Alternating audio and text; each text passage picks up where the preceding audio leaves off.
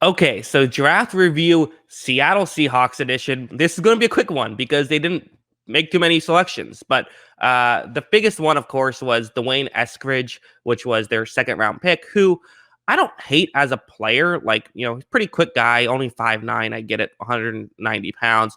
And they could use a third receiver. So this is one of those picks where I'm kind of like, yes, I get the frustration with Seahawks fans because they want to see their team improve the offensive line. They go out and get a wide receiver. Obviously, their passing attack was not the issue last year.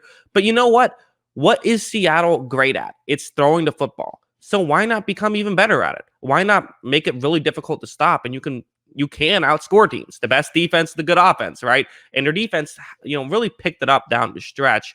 So I get it. Yes, maybe an offensive lineman could have been better, but they like Eskridge. Again, part of the issue is I think I just didn't have him as that high of a wide receiver. I had him a little bit lower. He didn't make my top 10 list, so him going in round two was a bit of a reach for me. On top of that, so kind of a weird position to take. I think that's kind of how I feel.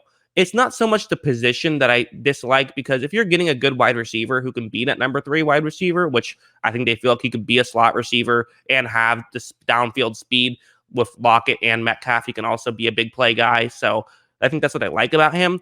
But, it's more so just the player itself. I think they maybe could have gone better. But at the same time, like, wide receiver is a tough position to evaluate. You feel like you got a guy who can be really good, go get them. And the reality is, a lot of analytics people say getting three good wide receivers can really make an offense take that next step. So maybe that's the logic. And if they didn't love any of the offensive linemen here, why not take a receiver? So again, I'm not saying this is what I would have done. I'm just explaining sort of the logic behind it. So there is logic. I don't think it's completely stupid, just not what I would have done. They then go out and get Trey Brown, a corner, and I don't hate getting a corner. The question is kind of, is he a Seattle Seahawks corner? He is, didn't even crack 5'10" when he weighed in, and he runs a 4.4. So it's 4.4 pro day, probably a little bit slower.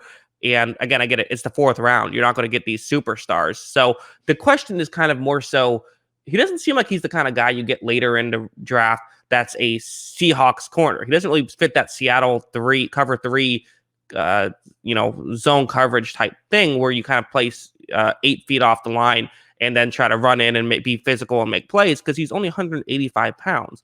But at the same time, again, I haven't watched a ton of tape on him, but it seems like they feel like he's kind of plays bigger than that, and he can still come in and make a play, and don't let the size fool you. So maybe he actually does fit that system well, even if he doesn't look like he would. So interesting. Again, I haven't watched a ton of film on him. I can't really get into it, but hey, they could use a corner, getting another guy in the room. I understand the logic. It's a fourth round pick. You're not going to find a guy with no flaws, maybe get an undersized guy and hope that he can play bigger. I get the logic. They then get Stone Forsythe, who has a very fun name. That's kind of the main takeaway. You can never have enough offensive line help, offensive line depth. So I get that. I'm not sure if he's going to come in and get a starting job, because they have Dwayne Brown. Brandon Shell's fine. He's not spectacular. Same thing if they have a Gabe Jackson, fine. I'm not crazy over him. Damian Lewis, solid.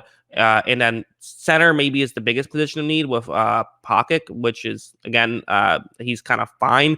None of these are like great. They kind of have a lot of okay starters, and if one of them gets hurt, they're in an issue here. I'm not really sure what his versatility is. He's 308 pounds, 6'8", so he's kind of got the body type of a tackle, not of a guard. It's interesting to me. I just don't know that much about him, to be honest, but they could use another offensive lineman, so I get it. And again, I kind of harped on the Dwayne Eskridge pick a little bit earlier. It's really just more the player than the position, because they do need a third receiver. And sort of as I'm talking about, it's like they don't need a offensive lineman necessarily, but they could use a really good one.